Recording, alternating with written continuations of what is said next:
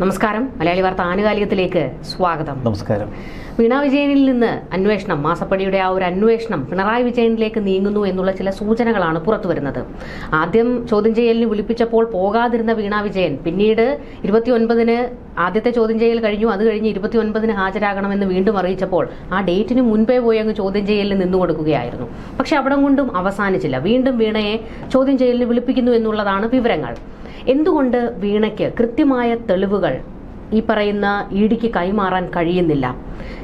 വീണയുടെ പക്കൽ അവർ നടത്തിയ കമ്പനി മറ്റൊരു കമ്പനിയുമായി നടത്തിയ സേവനത്തിന്റെ എല്ലാ തെളിവുകളും ഉണ്ടെന്ന് CPM-കാർ അടക്കം CPM-ന്റെ മുതിർന്ന നേതാക്കളൊക്കെയാണ് വാദിക്കുന്നത്. പക്ഷേ ആ ഒരു വാദം അവിടെ നിൽക്കുമ്പോഴും വീണയ്ക്ക് കൃത്യമായ തെളിവുകൾ കൊടുക്കാൻ കഴിയുന്നില്ല. ഇഡിയുടെ ചോദ്യങ്ങൾക്കൊക്കെ അറിയില്ല, മറന്നുപോയി എന്നൊക്കെയുള്ള വിവരങ്ങൾ മാത്രമാണ് വീണ കൊടുത്തുകൊണ്ടിരിക്കുന്നത്. ഇപ്പോൾ ഇത് പിണറായിയിലേക്ക് നീങ്ങുന്നു എന്ന് പറയുമ്പോൾ മുൻപ് പാർട്ടി പറഞ്ഞൊരു പ്രസ്താവനയുണ്ട്, മകൾക്കെതിരെ അന്വേഷണം വന്നാൽ ഞങ്ങൾ ഒന്നിനും പോകില്ല, പക്ഷേ പിണറായിക്കെതിരെ വന്നു കഴിഞ്ഞാൽ അത് വേട്ടയാടലാണ്, ഞങ്ങൾ അതിനെ നേരിടുമെന്നുള്ളതാണ്. അത് ഇഡിക്ക് വ്യക്തമായി അറിയാം. മകൾ വീണയ്ക്കെതിരെയുള്ള അന്വേഷണം പോലെ ആവില്ല പിണറായി വിജയനെതിരെയുള്ള അന്വേഷണം. ഇത് ഭയന്നിട്ടാണ് പിണറായി വിജയൻ ഇപ്പോൾ പ്രതിപക്ഷ നേതൃസ്ഥാനത്തിരിക്കുന്നത്. തനിക്കെതിരെയുള്ള അന്വേഷണത്തിൻ്റെ വ്യാപ്തി, അതിൻ്റെ ലക്ഷ്യം ഒക്കെ പിണറായി വിജയന് വ്യക്തതയോടെ അറിയാം. അത് തന്നിലേക്ക് നീണ്ടുവരുന്നതും മനസ്സിലാക്കിയിരുന്നു. എന്ത് വില കൊടുത്തും പ്രതിപക്ഷ നേതാവാകും എന്ന പിണറായി വിജയൻ്റെ ഒരു വാശി ഈ പേടിയിൽ നിന്നാണ്. പിണറായി വിജയൻ വെറുമൊരു MLA അല്ല, ഇപ്പോൾ കേരളത്തിൻ്റെ പ്രതിപക്ഷ നേതാവാണ്, CPM-ൻ്റെ മുതിർന്ന നേതാവാണ്. മറ്റുള്ളവരൊക്കെ എടുത്ത് കൊട്ടയിലിട്ടു, കേരളത്തിലെ ജനങ്ങളെടുത്ത് കൊട്ടയിലിട്ടു.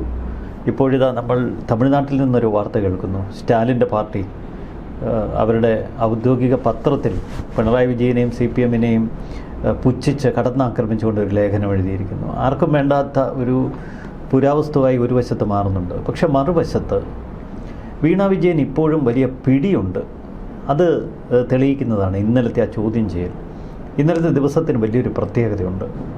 29-ാം തീയതിയാണ് ചോദ്യം ചെയ്യാനായി വീണ വിജയനോട് അവിടെ ഹാജരാകാൻ ഇഡി പറഞ്ഞിരുന്നത്. പക്ഷേ വീണ വിജയൻ ഇന്നലെ പറന്ന് SFI ഓഫീസിലെത്തി, കൊച്ചി, എന്നെ ചോദ്യം ചെയ്യൂ എന്ന് പറഞ്ഞുകൊണ്ട്. എന്തുകൊണ്ടാണ് എന്ന് കേരളം വലിയ ഒരു ചർച്ച ചെയ്തില്ല. SFIയുടെ കയ്യിൽ നിന്ന് ഒരു 134 വിലപ്പെട്ട രേഖകൾ, അതിൻ്റെ പകർപ്പുകളും അതുമായി ബന്ധപ്പെട്ട വിശദാംശങ്ങളും SFIയുടെ റിപ്പോർട്ടും തങ്ങൾക്ക് വേണമെന്നാവശ്യപ്പെട്ട് ഇഡി കോടതിയെ സമീപിച്ചിരുന്നു. കോടതി അനുകൂല നിലപാടെടുത്തു, ഉത്തരവ് ഇട്ടു. SFIയോട് ഈ രേഖകളൊക്കെ കൈമാറാൻ പറഞ്ഞിരുന്നു. പക്ഷേ SFI ഇതുവരെ രേഖകൾ എൻഫോഴ്സ്മെൻറ്റ് ഡയറക്ടറേറ്റിന് കൈമാറിയിരുന്നില്ല. കോടതി വീണ്ടും ഇടപെട്ടു. ഇതിനിടയിൽ SFIക്കെതിരെ ചില വിമർശനങ്ങൾ ഉയർന്നു. SFIയുമായി ബന്ധപ്പെട്ട ചില കേന്ദ്രങ്ങളിൽ വീണയ്ക്ക് പിടിപാടുണ്ട്, പിണറായിക്ക് പിടിപാടുണ്ട് എന്നൊക്കെ ഉള്ള ആരോപണങ്ങളാണ് നമ്മൾ കേട്ടത്. പക്ഷേ ഇന്നലെ ഏറ്റവും ഒടുവിൽ SFIO അവരുടെ പക്കലിരുന്ന മുഴുവൻ രേഖകളും ഇഡി ഏൽപ്പിക്കുന്ന ദിവസമാണ്. ഇന്നലെ ഉച്ചയോടുകൂടിയാണ് SFIO അവരുടെ രേഖകൾ ഇഡിക്ക് മുന്നിൽ എത്തിക്കുന്നത്. പക്ഷെ രാവിലെ 10 മണിക്ക് വീണ അവിടെ എത്തി. അപ്പോൾ ഈ 134 ശബ്ദിക്കുന്ന തെളിവുകൾ, ഏറ്റവും വിലപ്പെട്ട രേഖകൾ എൻഫോഴ്സ്മെൻറ്റ് ഡയറക്ടറേറ്റിൻ്റെ കയ്യിൽ എത്തുന്നതിന് മുൻപ് വീണ ഓടിച്ചെല്ലുകയായിരുന്നു. അപ്പോൾ ഈ രേഖ പരിശോധിക്കാതെ ഇഡി ചോദ്യം ചെയ്യും. അപ്പോൾ ഇഡിയുടെ 2ാം വട്ട ചോദ്യം ചെയ്യലും പൊളിയും, പിന്നീട് കേസന്വേഷണം ദുർബലമാകും. അങ്ങനെയൊക്കെയുള്ള കണക്കൂട്ടലായിരുന്നു വീണയ്ക്കും വീണയുടെ തലതൊട്ടപ്പനും, മറുവശത്ത് പാർട്ടിക്കും. അപ്പോൾ വീണ ചെന്നു.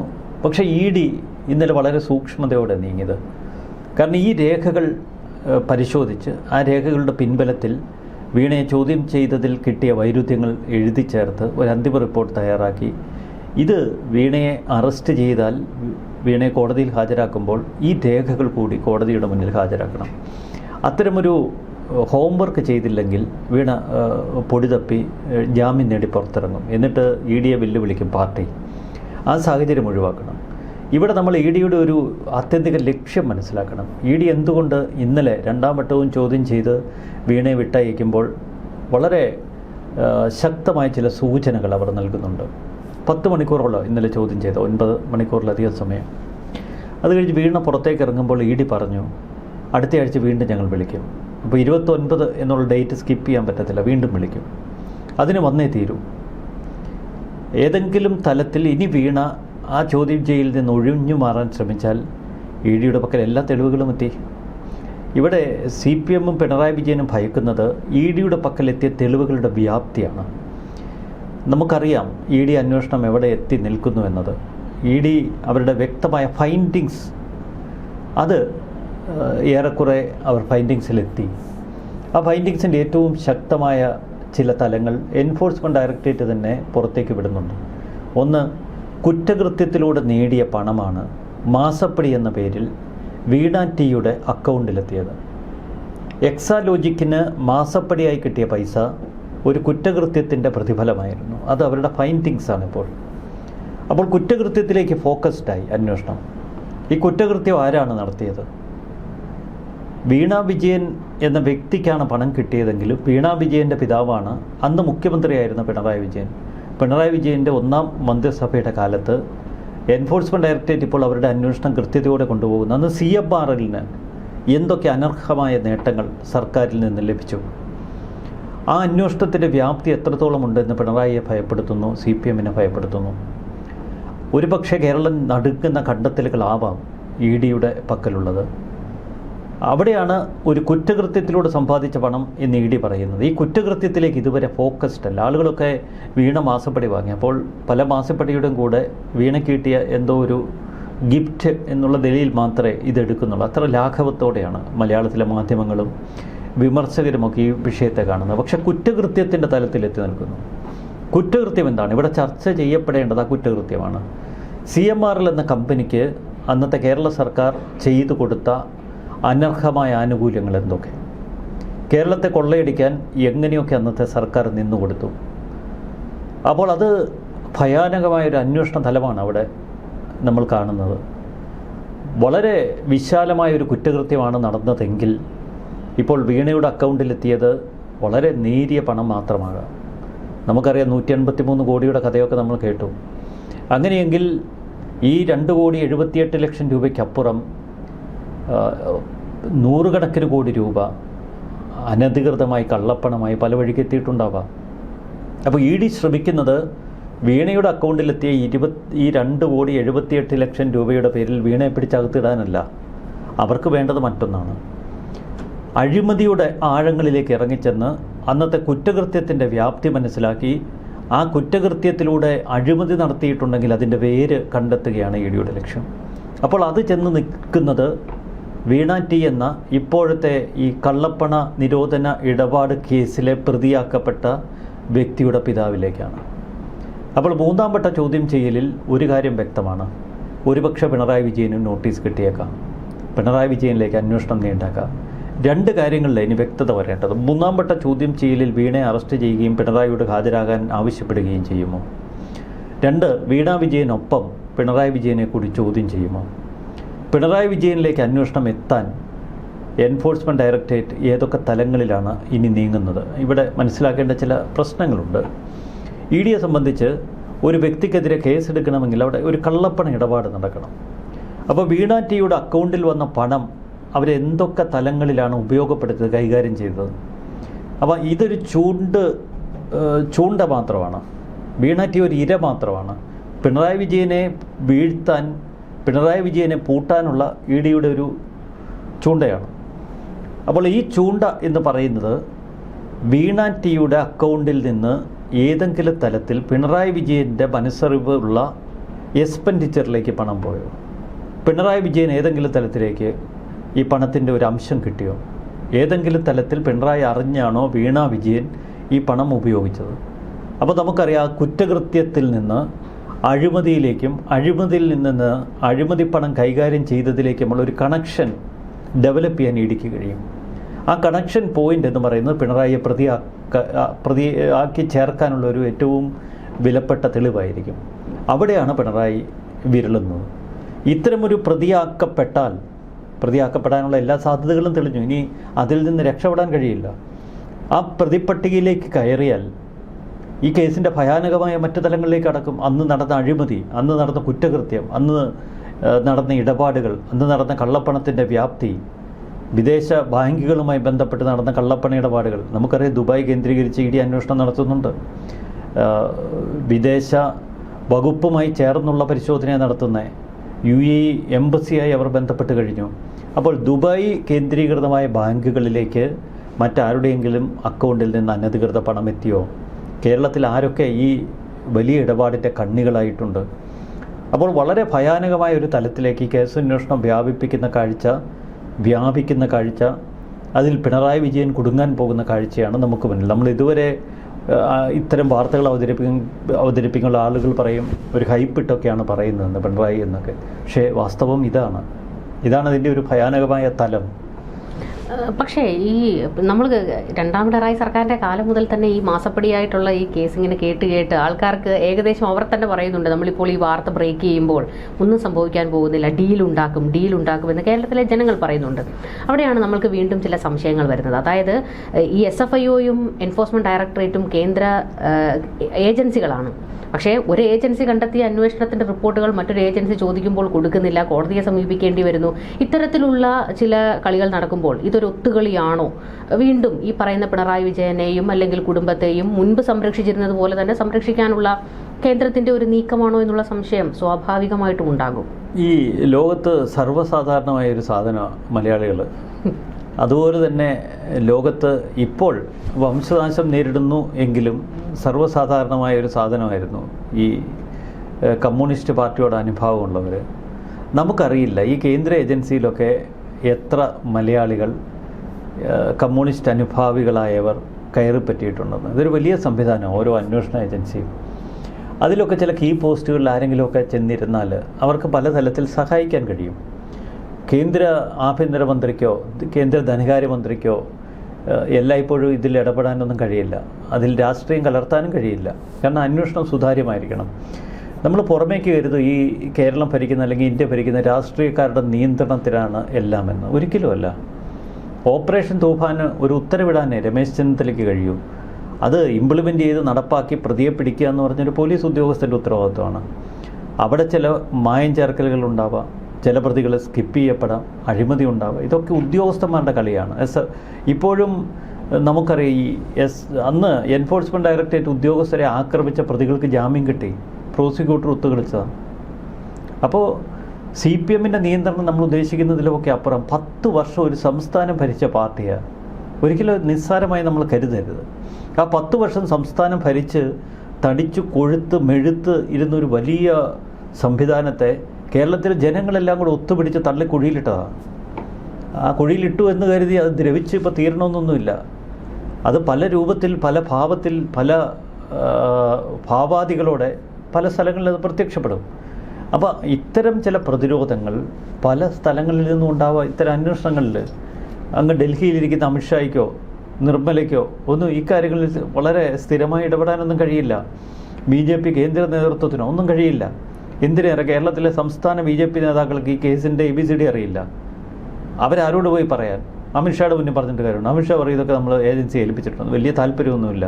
കാരണം ഒന്നാമത് പടുകുഴി കിടക്കുന്നൊരു പാർട്ടി. പിന്നെ ഈ കേസിൻ്റെ മെറിറ്റ്, ആ മെറിറ്റ് ഇഷ്ടംപോലെ നല്ല ഉദ്യോഗസ്ഥരുണ്ട്. ഇപ്പോൾ EDയിൽ ഒരുപടി നല്ല ഉദ്യോഗസ്ഥർ വന്നിട്ടുണ്ട്. EDയുടെ ഡയറക്ടർ ഇക്കാര്യത്തിൽ പേഴ്സണൽ താല്പര്യം എടുക്കുന്നുണ്ട്. അതുകൊണ്ടാണ് കേസ് അവർ വളരെ ചിട്ടയോടെ കൊണ്ടുപോകുന്നത്. മറ്റൊന്ന്, എൻഫോഴ്സ്മെൻറ്റ് ഡയറക്ടറേറ്റ് പോലൊരു ഏജൻസിക്ക് വളരെ തിടുക്കത്തിൽ ഒരു സാധാരണക്കാരനെതിരെ കേസെടുത്ത് മുന്നോട്ട് പോകുന്നത് പോലെ 10 വർഷം ഒരു സംസ്ഥാനത്തിൻ്റെ മുഖ്യമന്ത്രിയായിരുന്ന വ്യക്തിയുടെ മകൾക്കെതിരെ ഒന്നും കേസെടുത്ത് മുന്നോട്ട് പോകുന്നതിൽ ഒരുപാട് പരിമിതിയുണ്ട്. ഇപ്പോൾ വീണ വിജയനെതിരെ കേസ് വരുത്തും, ഹൈക്കോടതിയിൽ സുപ്രീം കോടതിയിൽ നിന്നുള്ള അഭിഭാഷകരെത്തും.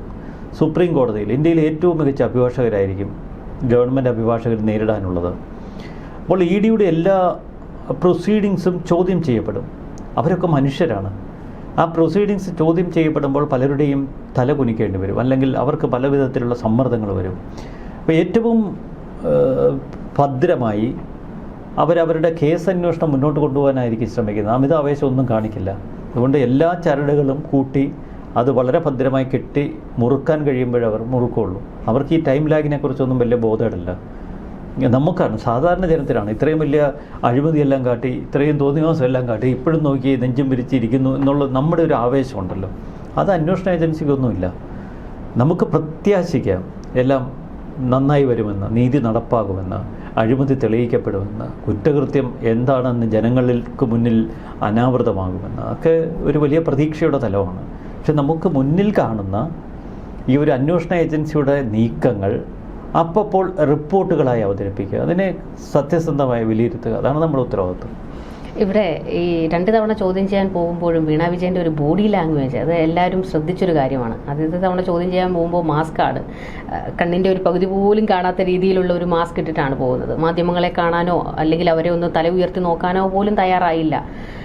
അപ്പോൾ ഏകദേശം ഈ പറയുന്ന വീണ വിജയൻ്റെ ആ ഒരു സമയത്തെ, അതായത് ചോദ്യം ചെയ്യൽ കഴിഞ്ഞ് പുറത്തിറങ്ങുമ്പോൾ അവർക്കൊരു ഭയമാണോ അതോ കോൺഫിഡൻ്റ് ആയിട്ടാണോ ഇറങ്ങുന്നത്? ഈ മാസ്ക് ഇട്ടിരിക്കുന്നതുകൊണ്ട് ആർക്കും ഇത് തിരിച്ചറിയാൻ കഴിയുന്നില്ല. അപ്പോൾ എൻ്റെ മുഖത്ത് എന്ത് ഭാവമാണോ വരുന്നത് അതുപോലും മാധ്യമങ്ങൾക്ക് കിട്ടരുത് എന്നുള്ളൊരു വാശി. കാരണം ഇതിനു മുൻപ് വീണ പല വേദികളിൽ എത്തിയിട്ടുള്ളതാണ്. ആ സമയത്തൊന്നും നമ്മൾ ഇതുപോലത്തെ ഒരു മാസ്ക് കണ്ടിട്ടില്ല. അപ്പോൾ ഈ ശരിക്കും വീണ വിജയൻ എന്താണ് എന്നുള്ളൊരു ചോദ്യം കേരളത്തിലെ ജനങ്ങൾ ഉയർത്തുന്നുണ്ട്. പ്രധാനപ്പെട്ടതായിട്ട് പിണറായി വിജയൻ്റെ മകളാകുമ്പോൾ അത്രത്തോളം ബ്രില്യൻ്റ് ആയിരിക്കണമല്ലോ എന്നൊരു കൂട്ടർ ചോദിക്കുന്നു. പക്ഷേ ചോദ്യങ്ങളോട് പിടിച്ചു നിൽക്കാൻ കഴിയാത്ത ഒരു വീണ വിജയനാണ് അവരെന്നും പറയുന്നു. കാരണം അച്ഛൻ്റെ പ്രിവിലേജിൽ മാത്രം മുൻപോട്ട് പോയിക്കൊണ്ടിരുന്ന ഒരു മകൾ, അച്ഛൻ്റെ പ്രിവിലേജ് ഇല്ലെങ്കിൽ ഇപ്പോഴും പ്രതിപക്ഷ നേതാവിൻ്റെ മകളാണ്. അപ്പോൾ ആ ഒരു പ്രിവിലേജ് അവർക്കുണ്ട്. പ്രിവിലേജ് ഇല്ലാത്ത ഒരു പിണറായി വിജയൻ്റെ മകളായിട്ട് അവർക്ക് ചോദ്യം ചെയ്യലിന് പോയിരിക്കാൻ കഴിയുമോ? അവർക്ക് അത്രത്തോളം പിടിച്ചു നിൽക്കാൻ കഴിയുമോ? അത് നമ്മൾ ഈ രാഷ്ട്രീയ നേതാക്കളെ, ഇപ്പോൾ പിണറായി വിജയൻ എന്നുള്ളതല്ല, ഈ രാഷ്ട്രീയ നേതാക്കളൊക്കെ നമ്മൾ കാണുന്ന ഒരു മുഖമല്ല അവരുടെ യഥാർത്ഥ ജീവിതവും യഥാർത്ഥ ഭാവവും ഒക്കെ. മാധ്യമങ്ങളെ കാണുമ്പോൾ അവരുടെ മുന്നിൽ മുഖത്ത് ചെയ്യുന്ന കൃത്രിമ ചിരി, മാധ്യമങ്ങൾക്ക് മുന്നിലുള്ള ഒരു സംഭാഷണ ശൈലി, അവിടെ നിന്ന് പെട്ടെന്ന് പിന്നോട്ട് അവരൊന്ന് പുറകോട്ട് മാറി നിൽക്കുമ്പോൾ അവരുടെ ഒരു തനി കൊളോക്കിയൽ ഡീലിങ്സും രീതികളും ഒക്കെ ഒരുപാട് നമ്മൾ നേരിട്ട് കണ്ടിട്ടുള്ളതാണ്. ഇതൊക്കെ കെട്ടിച്ചമയ്ക്കപ്പെട്ട ഓരോ കഥാപാത്രങ്ങളാണ്. വീണയെന്നല്ല, പിണറായി വിജയൻ ആവട്ടെ, ഏത് ആ സ്റ്റേജിലുള്ള രാഷ്ട്രീയക്കാരാവട്ടെ, വളരെ ചുരുക്കം പേർ മാത്രമേ സത്യസന്ധതയോടെ പ്രവർത്തിക്കുകയും പെരുമാറുകയൊക്കെ ചെയ്യുള്ളൂ.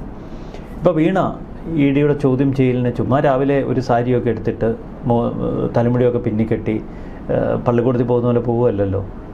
അപ്പോൾ തലേദിവസം തന്നെ അല്ലെങ്കിൽ ദിവസങ്ങളോളം തന്നെ ഏറ്റവും പ്രമുഖ അഭിഭാഷകരെത്തും, അവർ നിരന്തരം ക്ലാസ് എടുക്കും. ED ഉദ്യോഗസ്ഥർ ചോദിക്കുന്ന ചോദ്യത്തിൻ്റെ റിഹേഴ്സൽ ക്യാമ്പുകളുണ്ടാകും. ED ഓഫീസിലേക്ക് കടന്നു ചെല്ലുമ്പോൾ മാധ്യമങ്ങൾ ഇങ്ങനെ ചാനൽ ക്യാമറകളുമായി നിൽക്കും. അവരുടെ മുന്നിൽ എങ്ങനെ നിൽക്കണം, അവരെ കാണുമ്പോൾ ഏത് ഭാവാദികൾ ഉപയോഗിക്കണം, എന്ത് മറുപടി പറയണം. അപ്പോൾ ഇത്തരം കാര്യങ്ങളിലൊക്കെ വലിയ ട്രെയിനിങ് കൊടുത്താണ് ഈ കഥാപാത്രങ്ങളെ അങ്ങോട്ട് വിടുന്നത്. വീണ വിജയനെ സംബന്ധിച്ച് ഒരു 10 പതിറ്റാണ്ട് മുഖ്യമന്ത്രിയുടെ മകളായി ഈ ക്ലിഫ് ഹൗസിലും തിരുവനന്തപുരത്തും ഒക്കെ അരങ്ങുവാണ്. ഒരു വലിയ താരരാജകുമാരിയാണ്. അപ്പോൾ അവർക്ക് ഈ ചോദ്യം ചെയ്യലിനോടും മുന്നിൽ പിടിച്ചു നിൽക്കാൻ അത്ര എളുപ്പമല്ല. പ്രത്യേകിച്ച് ഒരു അസഹിഷ്ണുത. നമുക്കറിയാം, പണ്ട് പിണറായി വിജയനെതിരെ എന്തെങ്കിലും കരിങ്കൊടിയോ അല്ലെങ്കിൽ ഒരു മുദ്രാവാക്യോ കേട്ടാൽ പിണറായി വിജയൻ ഉണ്ടാകുന്ന ഒരു അസഹിഷ്ണുത, അതിൻ്റെ സ്വാഭാവിക പ്രതിഫലനം മകളിലും ഉണ്ടാകും. പക്ഷെ അതുപോലെ ട്രെയിൻ ചെയ്ത് ഇങ്ങനെ ഒരു കെട്ടിയൊരുക്കി ഈ ചോദ്യം ചെയ്യലിന് അയക്കുകയാണ്. അപ്പോൾ വെറുതെ വീണ വിജയൻ രാവിലെ ED ഓഫീസിൽ ചെന്ന് കയറുമോ?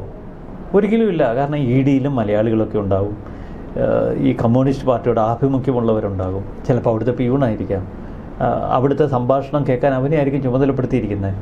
അപ്പോൾ അകത്ത് കിടക്കുന്ന സംഭാഷണം ഇന്ന് ചോദ്യം ചെയ്ത് വിട്ടേക്കാം എന്നുള്ള ഏറ്റവും പ്രധാനപ്പെട്ട ഒരു സാധനമായിരിക്കും ലീക്ക് ചെയ്ത് ഈ പിയൂൺ വിളിച്ച് ഒരു പാർട്ടി നേതാവിനോട് പറഞ്ഞ്, പാർട്ടി നേതാവ് പിണറായി വിജയനിലെത്തിച്ച് പിണറായി വിജയൻ മകളോട് പറഞ്ഞു, കുഴപ്പമില്ല മോളെ, ഇന്ന് ചോദ്യം ചെയ്ത് അവർ വിട്ടയക്കത്തേ ഉള്ളൂ എന്ന് പറയുന്ന. അങ്ങനെ ഈ ഒരു ഇൻഫർമേഷൻ കളക്ഷന് വലിയൊരു നെറ്റ്വർക്കുണ്ട്.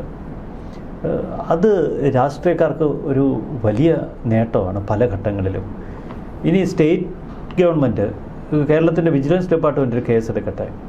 ആ വിജിലൻസ് ഡിപ്പാർട്ട്മെൻറ്റിൽ ഇവരോട് ആരാധനയുള്ള ഒരുപാട് പേരുണ്ടാവും. ഒരു SP അല്ലെങ്കിൽ DYSP DIG ഒക്കെ കേസന്വേഷണത്തിന് താഴെ തട്ടിലുള്ള പോലീസ് ഉദ്യോഗസ്ഥരോട് പറഞ്ഞാൽ ഒന്നും നീങ്ങത്തില്ല. ഇതൊക്കെ ഒരു പ്രത്യേക സ്ട്രക്ചേർഡായിട്ടുള്ള സംഭവങ്ങളാണ്. അപ്പോൾ നമ്മൾ കരുതുന്ന പോലെ നേരം വെളുത്ത് പേപ്പർ എടുത്തു, സത്യസന്ധമായി അന്വേഷണം നടത്തി ഇവരൊക്കെ പിടിച്ചു, അകത്തിട്ടു, അതൊന്നും ഫാസ്റ്റായിട്ട് ഒരിക്കലും നടക്കത്തില്ല. അതുപോലെ തന്നെയാണ് ഈ ചോദ്യം ചെയ്യലും. അവർ ഒട്ടും നിസ്സാരക്കാരല്ല. ഒരു കാലഘട്ടം മുഴുവൻ കേരളത്തിൻ്റെ ഭരണ രംഗത്തുള്ളവരാണ്, അതിൻ്റെ ആനുകൂല്യം പറ്റിയവരാണ്, അതിൻ്റെ ഏറ്റവും ഉന്നതികളിൽ ഇരുന്നാണ്. അപ്പോൾ ഇതിൻ്റെ പാർശ്വത്തികളായി ഇത്തിൽ കണ്ണികളായി ഇങ്ങനെ നിന്ന ഒരു വലിയ ഒരു വിഭാഗം അവതാരങ്ങളൊക്കെ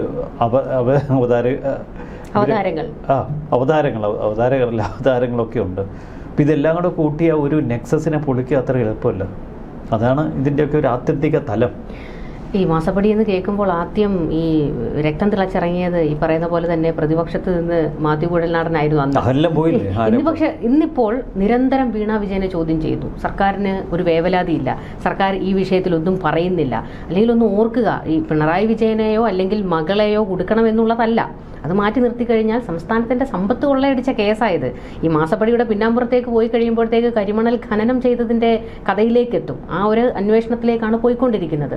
സംസ്ഥാനത്തിന്റെ സമ്പത്ത് കൊള്ളയടിച്ച് കോടാനുകോടികൾ ഒരു കുടുംബം ഉൾപ്പെടെ ഒരു കുടുംബം കൊണ്ടുപോയിട്ട് ഈ വിഷയത്തിൽ എന്തുകൊണ്ട് സർക്കാർ ഇപ്പോൾ പ്രതികരിക്കുന്നില്ല? വി ഡി സതീശൻ എന്തുകൊണ്ട് ഒരക്ഷരം പോലും പറയാൻ തയ്യാറാകുന്നില്ല? അല്ല, ഇവിടുത്തെ ക്ഷേമ പെൻഷൻ കുടിശ്ശിക തീർക്കാൻ 3000 കോടി മതിയായിരുന്നു.